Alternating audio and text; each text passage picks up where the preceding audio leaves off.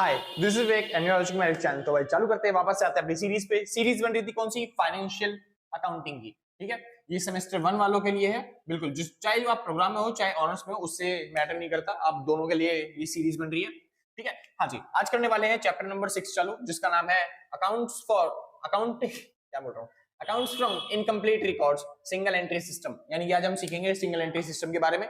Double entry system भाई आपने 11वीं में 12वीं में पढ़ के आ चुके हो पहले से। ठीक है, एक चैप्टर था वहां पे डबल एंट्री सिस्टम के अलावा सिंगल एंट्री सिस्टम का, लेकिन यहाँ पे हम सीखेंगे सिंगल एंट्री सिस्टम। और पक्का बात है भाई, एग्जाम्स में इसमें से क्वेश्चन आएगा। अगर 12 नंबर का कोई क्वेश्चन आता है तो फिर कोई ताज्जुब की बात नहीं है। 8 नंबर का कोई क्वेश्चन आ जाए तो फिर उसको भी भाई कर दोगे आराम से। तो इस चैप्टर में से पक्की बात है आपके एग्जाम्स में क्वेश्चन देखने को मिलेंगे आपको। ठीक है, आज एक छोटा सा बस कंसेप्ट बताना है आपको ताकि आप चालू कर पाओ इस वाले चैप्टर को, और कल से हम चालू कर देंगे इस चैप्टर को। 2-3 न्यूमेरिकल्स करेंगे अच्छे अच्छे बड़े बड़े से। ठीक है, ताकि आपके कंसेप्ट क्लियर हो पाए। ठीक है, मतलब 2-3 वीडियो बनेगी इसकी, टेंशन मत लेना। इस वीडियो के बाद 2 या 3 वीडियो बन सकती है इस चैप्टर की। शुरू करते हैं फिलहाल। तो बात आती है, क्या बोलते हैं, सिंगल एंट्री सिस्टम होता क्या है? बस सिंपल सा है, it means recording the transactions not according to well defined rules. जैसे डबल एंट्री सिस्टम है, डबल एंट्री सिस्टम के अंदर आपको बहुत ज्यादा रूल्स और रेगुलेशंस को फॉलो करना पड़ता है। इस वजह से आप जो जितने भी ट्रांजैक्शन है उनको रिकॉर्ड करते हो अपने पास, मतलब उसी ट्रांजैक्शन के अंदर रिकॉर्ड करते हो उसी रूल्स के हिसाब से। ठीक है, लेकिन ये सिंगल एंट्री सिस्टम है। सिंगल एंट्री सिस्टम में भी ट्रांजैक्शन को रिकॉर्ड तो करना है, लेकिन उतने ज्यादा रूल्स और रेगुलेशंस को आपको फॉलो नहीं करना। आप जैसे लाला बनिए जो होते हैं, या फिर जो जैसे हम बुक कीपिंग करा करते हैं, लाला बनिए जैसे करते हैं, पुराने परचून की दुकान पे कि सामान आ रहा है तो सामान का लिख देंगे, सामान जा रहा है तो लिख देंगे। तो इस तरीके से आपको ट्रांजैक्शंस को रिकॉर्ड करना है। सिंपल इतना, बहुत अच्छे। आगे चालू करते हैं भाई फिलहाल। But according to more convenience, according to more convenience मतलब आपको ट्रांजैक्शन को रिकॉर्ड करना है अपनी कन्वीनियंस के हिसाब से। जैसे आपको कन्वीनियंस लगता है आप उस तरीके से ट्रांजैक्शन को रिकॉर्ड कर सकते हो, और उसी तरीके से आप प्रॉफिट और लॉस निकाल सकते हो। चलिए, ज्यादा बड़ा कंसेप्ट नहीं था। एडवांटेज क्या होते हैं? इजी हो जाता है कैलकुलेशन करना, फास्ट हो जाता है, जल्दी निकाल सकते हो आप। उसके बाद लेस एक्सपेंसिव होता है, मतलब खर्चीला कम होता है ये वाला मेथड, इसलिए ज्यादातर लोग यही यूज करते हैं स्मॉल स्केल बिजनेस में। क्योंकि बड़े स्केल बिजनेस में तो ये कोई प्रूफ आपको प्रोवाइड नहीं कर पाएगा। ठीक है, तो आपको प्रूफ की जरूरत पड़ेगी ट्रांजैक्शन के बाद, तो वो डबल एंट्री सिस्टम ही प्रोवाइड करती है। जैसे टैली बनाना, लेजर बनाना, और उसके बाद ट्रायल बैलेंस बनाना, ये सारे प्रूफ होते हैं जो कि आप दिखा सकते हो, कोर्ट में प्रेजेंट कर सकते हो कोई अगर दिक्कत होती है तो। लेकिन यहाँ पे कोई प्रूफ मिलता नहीं आपको, इसलिए छोटे बिजनेसमैन यूज कर लेते हैं फिलहाल। आगे चलते हैं, बात आती है डिसएडवांटेज की। तो डिसएडवांटेज क्या होता है? नो प्रूफ ऑफ एक्यूरेसी, कोई भी एक्यूरेसी का कोई प्रूफ नहीं होता हमारे पास। प्रॉफिट और लॉस अनसर्टेन नहीं होता कि हमारा फिक्स है कि प्रॉफिट और लॉस निकल गया तो वो परफेक्ट ही है। आगे चलते हैं, नो कंट्रोल ओवर असेट्स, किसी भी असेट्स के ऊपर कोई कंट्रोल नहीं होता, क्योंकि इस मेथड के अंदर ना डेप्रिसिएशन लगता है, ना हम इंटेंजिबल वैल्यू की, मतलब कि इंटेंजिबल जो असेट है उनकी वैल्यू कैलकुलेट कर पाते हैं। तो असेट्स पे कोई कंट्रोल नहीं होता हमारा। सिंपल था। ये थी थ्योरी वाला पार्ट जो आपका सिंगल एंट्री सिस्टम से आ सकता है। इसके अलावा ना के बराबर ही कुछ आता है एग्जाम्स में। ठीक है, इसके बाद जो आएगा वो न्यूमेरिकल वाला पार्ट आएगा, जो कि ज्यादा रहेगा। 8 से 12 नंबर का क्वेश्चन एक आएगा ही आएगा। शुक्र है। चलिए, तो बात करते हैं how to ascertain profit, profit कैसे कैलकुलेट करते हैं उसके बारे में सीखते हैं। बहुत सिंपल सा क्वेश्चन है, छोटा सा क्वेश्चन है, आपकी मुश्किल से 10-15 मिनट की वीडियो बनेगी और आप समझ जाओगे सब चीजें। सिंपल भाई था। चलिए, तो अभी तक जो फालतू की चीजें थी बकवास कर ली हमने, अब थोड़ा आराम आराम से करते हैं क्योंकि न्यूमेरिकल्स करने हैं। समझिए ध्यान से। अच्छा, शुरू करने से पहले अगर किसी को नोट्स परचेज करना है तो आप इस नंबर पर कांटेक्ट करके नोट्स परचेज कर सकते हो। नंबर दे रखा है 8059639586। तो भाई कोशिश करना कि आप कॉल वॉल ना करो, क्योंकि कॉल वॉल करने में दिक्कत होती है। कभी आपका फोन बिजी मिलता है, कभी हमारा फोन बिजी मिलता है। ठीक है, तो आप व्हाट्सअप करो, सबसे बेस्ट रहता है, हम जल्दी से जल्दी रिप्लाई करते हैं। शुक्र है। चलिए, तो बात आती है ए, यहाँ पे एक इंसान का नाम है ए स्टार्ट्स ए बिजनेस। ए ने एक बिजनेस चालू किया ऑन 1 जनवरी 2002, यानी कि 1 जनवरी 2002 को ए ने बिजनेस चालू किया। ठीक है, और अपना पैसा लगाया विद कैपिटल, कितनी? 20,000 रुपए। तो वो 20,000 रुपए लेके आया कैपिटल के लिए। सिंपल है, लेके आया वो। चलिए, अब 20,000 रुपए वो कैपिटल के लिए लेके आया ऑन 31 दिसंबर।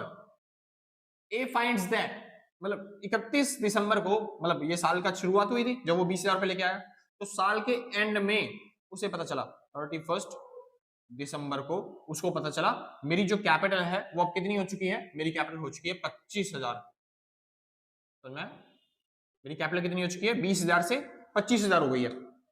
सिंपल, यानी जो बिजनेस में उसने पैसा लगाया था, जो कैपिटल वो लेके आया था बिजनेस के लिए, वो 20,000 थी पहले, लेकिन अब साल के एंड में कितनी हो चुकी है? 25,000 हो चुकी है। यानी कि उसकी कैपिटल बढ़ गई है।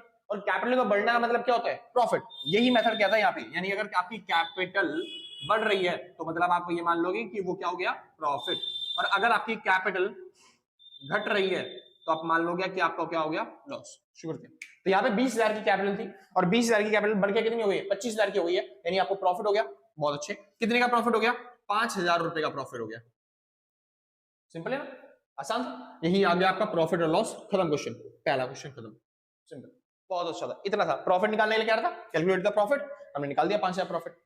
लेकिन अभी क्वेश्चन खत्म नहीं हुआ, थोड़ा सा और इन्फॉर्मेशन दे दी उस क्वेश्चन वाले ने, समझिए।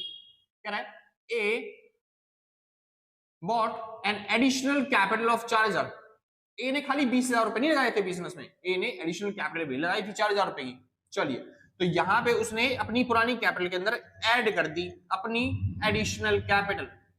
आसान, उसने एडिशनल कैपिटल ऐड कर दी, कितने रुपए, 4,000 रुपए। तो मान लेते हैं यहाँ पे 4,000 रुपए और ऐड हो गए 20 के अंदर, यानी कि उसने टोटल अपनी तक अपनी कैपिटल कितनी लगाई होगी बिजनेस के अंदर, बिजनेस के अंदर उसने लगाई 24,000 रुपए। इस क्वेश्चन के हिसाब से, इस लाइन के हिसाब से बिजनेस में उसने कितने रुपए लगाई है अपनी कैपिटल, 20,000 पहले लगाई थी, 4,000 फिर लगाई, यानी टोटल मिला के लगाई 24,000। और बिजनेस के साल के एंड में हमें पता चला कि बिजनेस की कैपिटल कितनी हो चुकी है, 25,000। तो 24 से 25 हो गया, यानी अभी भी कैपिटल बारी क्या हो रही है, बढ़ रही है। तो इस बार कितने का प्रॉफिट हुआ, इस बार हमारी कैपिटल का में प्रॉफिट हुआ 1,000 रुपए का, क्योंकि हमारी कैपिटल 1,000 से बढ़ी है। तो ये हो गया प्रॉफिट लॉस, ये पहली बार का, दूसरी बार का। लेकिन अभी क्वेश्चन खत्म नहीं हुआ, क्वेश्चन में और डिटेल है। देखिए क्या कह रहा है, एज कैपिटल लगा दिया।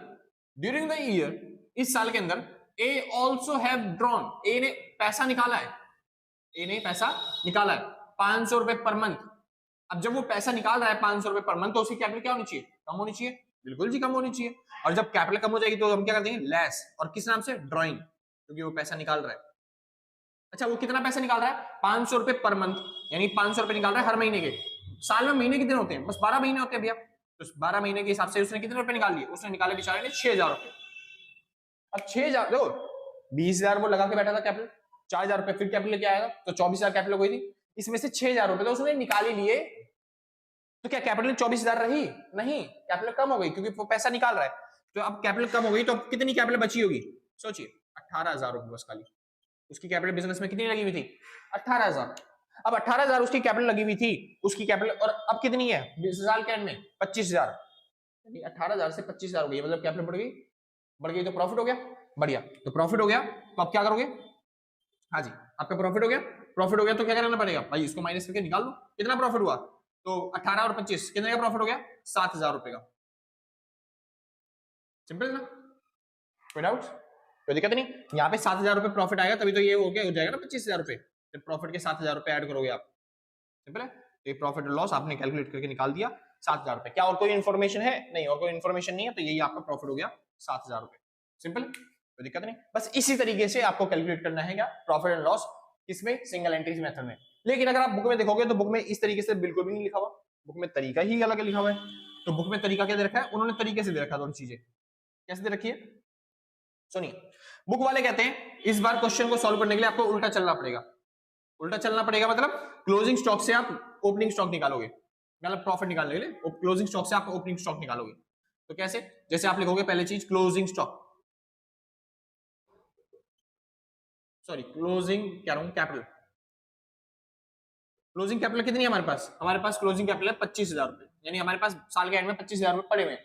ठीक है, हमको निकालना है प्रॉफिट। तो देखिए, इसमें से माइनस करेंगे हम ओपनिंग स्टॉक, क्योंकि वो तो साल में हम नहीं लगाए थे शुरुआत में पैसे, तो 20,000 रुपए हम नहीं लगाए थे, तो वो माइनस कर दो, क्योंकि हमने प्रॉफिट थोड़ी ना कमाया, ये तो पैसे हम नहीं लगाए, हमने एडिशनल कैपिटल भी लगाई है। मतलब जो चीजें यहाँ पे प्लस हो रही थी वो माइनस होंगी, जो चीज माइनस होती है वो प्लस होंगी। तो ये एडिशनल कैपिटल भी लगाई है, तो यहाँ पे एडिशनल कैपिटल को भी माइनस कर देंगे, तो माइनस में एडिशनल कैपिटल को भी कर दो।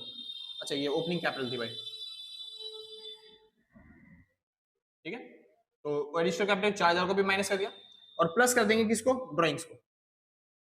ड्राइंग पहले माइनस होता था, अब प्लस कर देंगे, तो 6,000 रुपए प्लस कर दिया, तो आपका आ जाएगा प्रॉफिट एंड लॉस निकल गया। प्रॉफिट एंड लॉस कितना आ गया, 7,000 रुपए। सिंपल। तो वो कहते हैं आपको उल्टा चलना है, क्लोजिंग स्टॉक से ओपनिंग स्टॉक की तरफ जाएंगे, मतलब नीचे से ऊपर की तरफ जाएंगे, तब आपका प्रॉफिट लॉस निकल जाएगा। और कई बार ऐसे ही बोल देता है ओपनिंग स्टॉक भी निकालने के लिए, तो उसमें भी सेम ऐसे ही करना है। क्लोजिंग स्टॉक में प्रॉफिट ये होगा तो वो माइनस हो जाएगा, और लॉस होगा तो वो प्लस हो जाएगा। सिंपल है, उल्टा चलना है।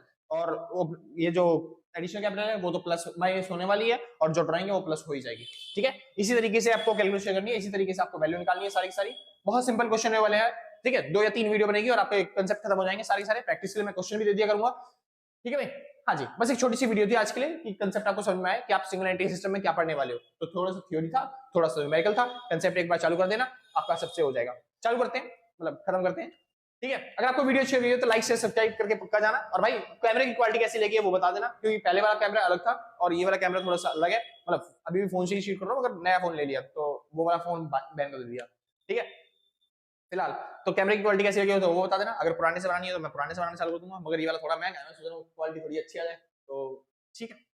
ठीक है भाई, और बात क्या थी, अगर किसी को नोट्स परचेज करने तो नोट्स परचेज कर लेना इस नंबर पर कांटेक्ट करके, बाकी सब तो ठीक ही है। और हाँ, लाइक से सब्सक्राइब करके पक्का जाना। और अगर आपने पहले से कर रखा है तो सच बता रहा हूँ भाई सब, सच बता रहा हूँ भाई और बहनों, तो इतनी खुशी मिलती है ना दिल से कि आप पहले करके बैठे हो तो मजा सा आ जाता है। अगर आपने बोल दिया भाई पहले से कर रखा है, वो नीचे बच्चे कमेंट करके जाते हैं कि भैया हमने फालतू बोलने की जरूरत नहीं है, हमने पहले से सब्सक्राइब कर रखा है। मैं बोला ठीक है भाई, कोई दिक्कत नहीं, सच में दिल में से खुशी लगती है।